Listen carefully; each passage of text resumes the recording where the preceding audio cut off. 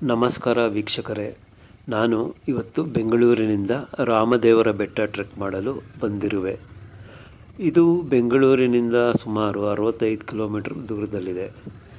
ಇಲ್ಲಿಗೆ ನಾವು ಟ್ರೆಕ್ ಮಾಡಲು ಮೊದಲು ನಾವು ಅರಣ್ಯ ವಿಹಾರ ವೆಬ್ಸೈಟಲ್ಲಿ ಟಿಕೆಟ್ ಬುಕ್ ಮಾಡಬೇಕಾಗತ್ತೆ. ಇದನ್ನು ಅಟ್ಲೀಸ್ಟ್ ನಾವು 2 ದಿನ ಮುಂಚಿತವಾಗಿ ಟಿಕೆಟ್ ಬುಕ್ ಮಾಡಬೇಕು. ಈ ಟಿಕೆಟಿನ ದರ ಬಂದು 250 ರೂಪಾಯಿ.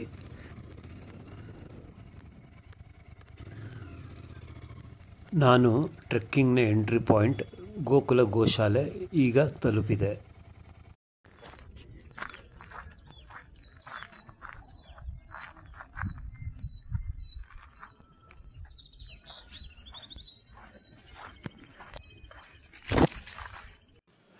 ಇಲ್ಲಿ ನೋಡಿದರೆ ಅರಣ್ಯ ಇಲಾಖೆ ಕಡೆಯವರು ಯಾರೊಬ್ಬರು ಸಹ ಇಲ್ಲ. ಸ್ವಲ್ಪ ಹೊತ್ತು ವೆಯ್ಟ್ ಮಾಡಿ ನಾನೇ ಟ್ರೆಕ್ಕಿಂಗ್ ಸ್ಟಾರ್ಟ್ ಮಾಡಿದೆ. ಇದೇನು ಫೆನ್ಸಿಂಗ್ ಇದೆ, ಫೆನ್ಸಿಂಗ್ ಪಕ್ಕದಲ್ಲೇ ಕಾಲು ದಾರಿ ಇತ್ತು, ಇಲ್ಲಿ ನಡ್ಕೊಂಡು ಬಂದೆ. ಸುಮಾರು ದೂರ ನಡ್ಕೊಂಬಂದೆ, ಆಲ್ಮೋಸ್ಟ್ ಒಂದು 15-20 ನಿಮಿಷ ನಡ್ಕೊಂಬಂದೆ. ಮುಂದೆ ಬರ್ತಾ ಬರ್ತಾ ಕಾಲು ದಾರಿಯು ಕಣ್ಮರೆ ಆಯಿತು. ಪೂರ್ತಿ ದಟ್ಟವಾದ ಕಾಡಿರೋದ್ರಿಂದ ನನಗೆ ಯಾಕೋ ಸ್ವಲ್ಪ ಹಿಂಜರಿಕೆ ಆಯಿತು. ಈ ರೂಟ್ ಸರಿ ಇಲ್ಲ ಅಂದ್ಬಿಟ್ಟು ಮತ್ತೆ ನಾನು ವಾಪಸ್ ಬಂದೆ ಎಂಟ್ರಿ ಪಾಯಿಂಟ್ಗೆ. ಇಷ್ಟು ದೂರ ಬಂದಿದ್ದು ವೇಸ್ಟ್ ಆಗಬಾರ್ದು ಅಂತ ಮತ್ತೆ ನಾನು ಬೀರನಕಲ್ಲು ಬೆಟ್ಟದ ಕಡೆಗೆ ಹೋದೆ. ಅದರ ಯೂಟ್ಯೂಬ್ ವಿಡಿಯೋ ನಾನು ಅಪ್ಲೋಡ್ ಮಾಡಿದ್ದೀನಿ. ಅಲ್ಲಿ ನನಗೆ ಕೆಲವರು ಸ್ನೇಹಿತರು ಸಿಕ್ಕಿದ್ರು.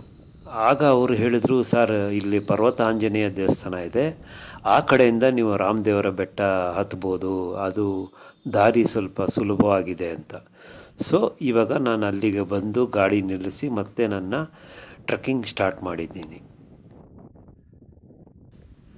ಪಾರ್ಕಿಂಗ್ ಜಾಗದಲ್ಲಿ ಒಂದು 3 ಬೈಕ್ ನಿಂತಿತ್ತು. ಸೊ ಸ್ವಲ್ಪ ಧೈರ್ಯ ಬಂತು, ಮೇಲ್ಗಡೆ ಯಾರೋ ನನಗಿಂತ ಮುಂಚಿತವಾಗಿ ಹೋಗಿದ್ದಾರೆ. ಯಾಕೆಂದರೆ ಇದು ಕಾಡು, ಇಲ್ಲಿ ಕರಡಿ, ಚಿರತೆ, ಕಾಡಂದಿ, ಕಾಡ್ಕೋಳಿ, ನವಿಲು ನೋಡಿದೆ ನಾನು. ಅವೆಲ್ಲ ಇದೆ ಅಂತ ಹೇಳ್ತಾರೆ. ಬಟ್ ಇದುವರೆಗೂ ಯಾರಿಗೂ ಏನೂ ತೊಂದರೆ ಆಗಿಲ್ಲ ಅನ್ಕೋತೀನಿ. ಸೊ ಇಲ್ಲಿ ನೋಡಿ ಪೂರ್ತಿ ವಾತಾವರಣ ಹೇಗಿದೆ, ಬರೀ ಗಿಡ ಮರ, ಕಾಲ್ದಾರಿ, ಕೆಲವೊಮ್ಮೆ ಅದು ಮರೆಯಾಗುತ್ತೆ. ಸ್ವಲ್ಪ ದೂರ ಹಾಗೆ ನಾವು ನಡ್ಕೊಂಡು ಹೋದರೆ ಮತ್ತೆ ಕಾಲ್ದಾರಿ ಸಿಗುತ್ತೆ. ಹೀಗೆ ಒಂಥರ ಅಂದಾಜಲ್ಲಿ ಸ್ವಲ್ಪ ದೂರ ನಡೀತಾ ಬಂದರೆ ಮತ್ತೆ ದಾರಿ ಕಾಣುತ್ತೆ. ಇಲ್ಲಿ ರಾಮದೇವರ ಬೆಟ್ಟಕ್ಕೆ ಆ್ಯಕ್ಚುಲಿ 3 ಕಡೆಯಿಂದ ನಾವು ಹತ್ಬೋದಂತೆ. ಒಂದು ಗೋಕುಲ ಗೋಶಾಲೆ, ಇನ್ನೊಂದು ಸಿದ್ಧಗಂಗಾ ಮಠದ ಕಡೆಯಿಂದ, ಇನ್ನೊಂದು ಅದೇ ಇವಾಗ ಏನು ಪರ್ವತ ಆಂಜನೇಯ ದೇವಸ್ಥಾನದ ಕಡೆಯಿಂದ ಹತ್ತಿದೆ ಅದೊಂದು ದಾರಿ. ಇಲ್ಲಿ ಸ್ವಲ್ಪ ಮುಂದಕ್ಕೆ ಬಂದ ಮೇಲೆ ನಮಗೆ ಅಲ್ಲಲ್ಲಿ ಬಂಡೆಗಳ ಮೇಲೆ ಆ್ಯರೋ ಮಾರ್ಕ್ ಹಾಕಿದ್ದಾರೆ. ಅದರಿಂದ ಸ್ವಲ್ಪ ನಾವು ಕರೆಕ್ಟಾಗಿ ಹೋಗ್ತಾ ಇದ್ದೀವಿ ಅನ್ನೋ ನಂಬಿಕೆ ಬರುತ್ತೆ. ಸುಮಾರು ಟ್ರೆಕ್ಕು ನಾನು ಒಬ್ಬನೇ ಮಾಡೋದ್ರಿಂದ ಯಾವಾಗಲೂ ನನ್ನ ಜೊತೆಯಲ್ಲಿ ನಾನು ಪೆಪ್ಪರ್ ಸ್ಪ್ರೇ ಇಟ್ಕೊಂಡಿರ್ತೀನಿ. ಇನ್ ಕೇಸ್ ಯಾವುದಾದ್ರೂ ಪ್ರಾಣಿ ಎದುರುಗಡೆ ಬಂದರೆ ಅಟ್ಲೀಸ್ಟ್ ಪೆಪ್ಪರ್ ಸ್ಪ್ರೇ ಮಾಡಿ ಅದರಿಂದ ತಪ್ಪಿಸ್ಕೋಬೋದು ಅನ್ನೋ ಧೈರ್ಯ.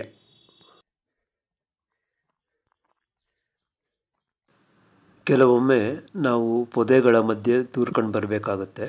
ಸೊ ಅದಕ್ಕೆ ಯಾವಾಗಲೂ ಫುಲ್ ಸ್ಲೀವ್ಸು, ಅದ್ರ ಮೇಲ್ಗಡೆ ಒಂದು ಜಾಕೆಟ್ ಹಾಕ್ಕೊಂಡಿದ್ರೆ ಒಳ್ಳೆಯದು. ಅಟ್ಲೀಸ್ಟ್ ನಿಮಗೆ ಏನು ಗಾಯಗಳಾಗೋದು ತಪ್ಪುತ್ತೆ.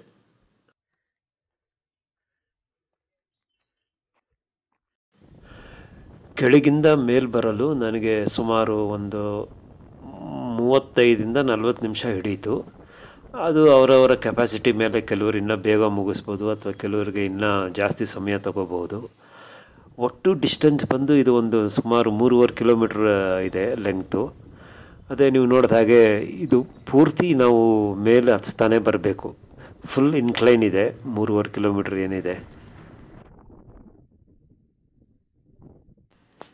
ಇಲ್ಲಿ ಮೇಲೆ ಅಲ್ಲಲ್ಲಿ ನಾವು ಬಂಡೆಗಳ ಮಧ್ಯೆ ನೀರು ಸಂಗ್ರಹ ಆಗಿರೋದನ್ನು ನಾವು ನೋಡ್ಬೋದು. ಇಲ್ಲಿ ಕೋಟೆಯ ಅವಶೇಷಗಳನ್ನು ನಾವು ನೋಡಬಹುದು. ಇಲ್ಲಿ ರಾಮ ಮತ್ತು ಸೀತಾ ವನವಾಸದ ಕಾಲದಲ್ಲಿ ಇಲ್ಲಿ ಬಂದು ನೆಲೆಸಿದ್ದರು ಅಂತ ಹೇಳುತ್ತಾರೆ.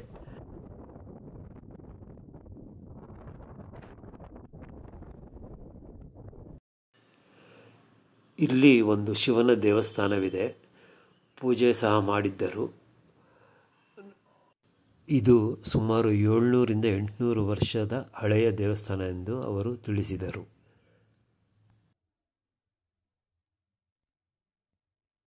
ಅಲ್ಲಿ ಒಂದು ಕಲ್ಲಿನ ಮಂಟಪವನ್ನು ನಾವು ನೋಡಬಹುದು.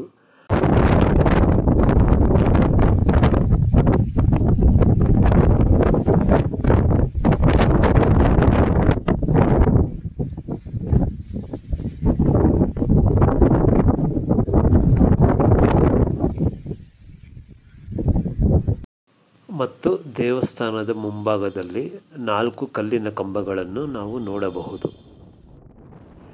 ಈ ರಾಮದೇವರ ಬೆಟ್ಟ ಮೇಲ್ಗಡೆ ತುಂಬ ವಿಶಾಲವಾಗಿದೆ. ಇದು ಸುಮಾರು ಸುತ್ತಳತೆ 1.5 ಕಿಲೋಮೀಟ್ರ್ ಅಷ್ಟಿದೆ. ಅಂದರೆ ಲೆಕ್ಕ ಹಾಕೊಳ್ಳಿ ಎಷ್ಟು ದೊಡ್ಡದಾಗಿದೆ ಅಂತ. ಸಾಮಾನ್ಯವಾಗಿ ಎಲ್ಲ ಬೆಟ್ಟಗಳು ಮೇಲೆ ಅಷ್ಟು ಜಾಗ ಇರೋದಿಲ್ಲ. ಇದು ತುಂಬ ದೊಡ್ಡದಾಗಿದೆ.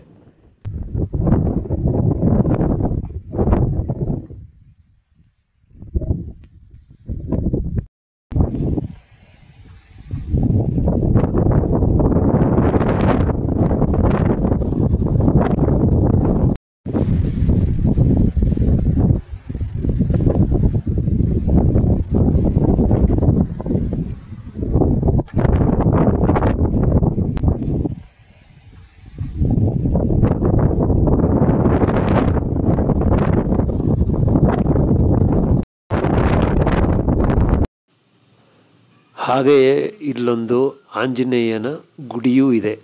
ಇಲ್ಲಿ ಆಂಜನೇಯ, ಶಿವಲಿಂಗ ಮತ್ತು ಬಸವಣ್ಣನ ಚಿಕ್ಕ ಚಿಕ್ಕ ಮೂರ್ತಿಗಳು ಇದೆ.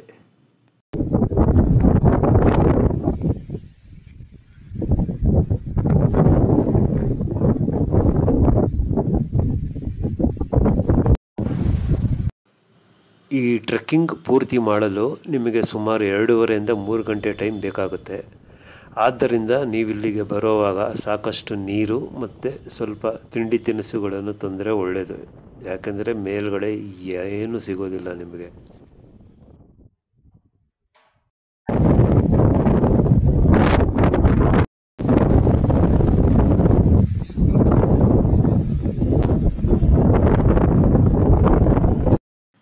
ಇಳಿಯುವಾಗ ನಾನು ಪರ್ವತಾಂಜನೇಯ ದೇವಸ್ಥಾನ ಕಡೆ ಇಳಿಯುವ ಬದಲು ಗೋಶಾಲೆ ಕಡೆ ಇಳಿದು ಬಿಟ್ಟೆ. ಅಲ್ಲಿಂದ ನನ್ನ ಗಾಡಿಗೆ 3.5 ಕಿಲೋಮೀಟ್ರ್ ದೂರ ಇತ್ತು. ಕೊನೆಗೆ ಆಟೋ ತೆಗೆದುಕೊಂಡು ಗಾಡಿ ಹತ್ತಿರ ಬಂದು ಮತ್ತೆ ನನ್ನ ಪ್ರಯಾಣ ಬೆಂಗಳೂರಿನ ಕಡೆಗೆ ಶುರು ಮಾಡಿದೆ. ನಿಮಗೆ ಈ ವಿಡಿಯೋ ಇಷ್ಟ ಆಗಿದ್ದಲ್ಲಿ ಲೈಕ್ ಮಾಡಿ, ಸಬ್ಸ್ಕ್ರೈಬ್ ಮಾಡಿ. Thank you.